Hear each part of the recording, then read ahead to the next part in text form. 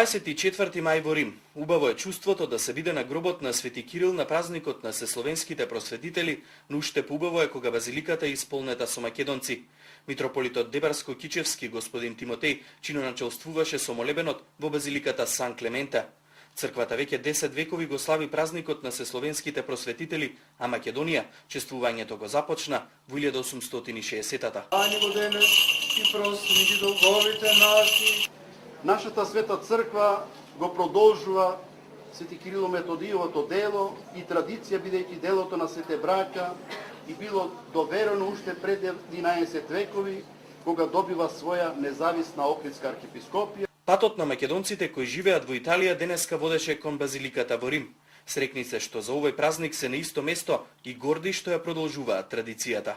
Абе, слушај, јас да кажам, по моја да остане така за многу години, да се како да одржава и да се поштува овој празник, да остане на македонскиот народ традиција. Супер е голем ден, како да кажа за нас. Ден е прекрасно.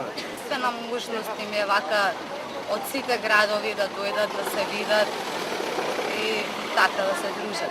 Чест на просветителот му одадоа и велешките средношколци. Екскурзијата во Рим беше одлична можност да ја покажат почита кон мисионерите на христијанството и творците на словенската азбука.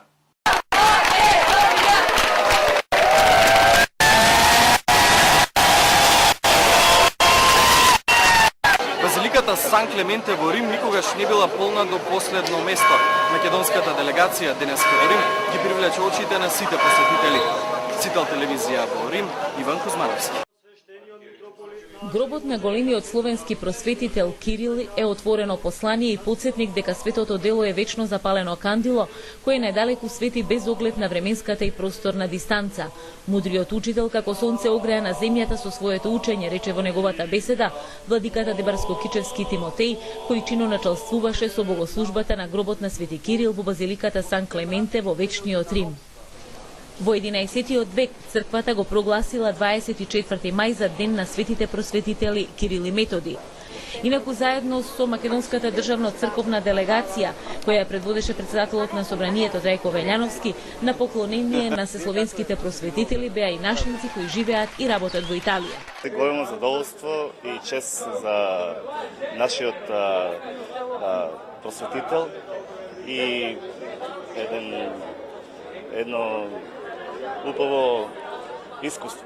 Своето одушевување не го крија и средношколци од Велес, кои се уверија дека сегашноста и иднината не можат без минатото. Убаво беше чувството денеска да се биде македонец во Рим. Со молебенот на гробот на Свети Кирил заврши годинашнава манифестација Македонија во чест на Свети Кирил. Од Рим за вестите на А1 телевизија, Катерина Цаневска-Арсовска.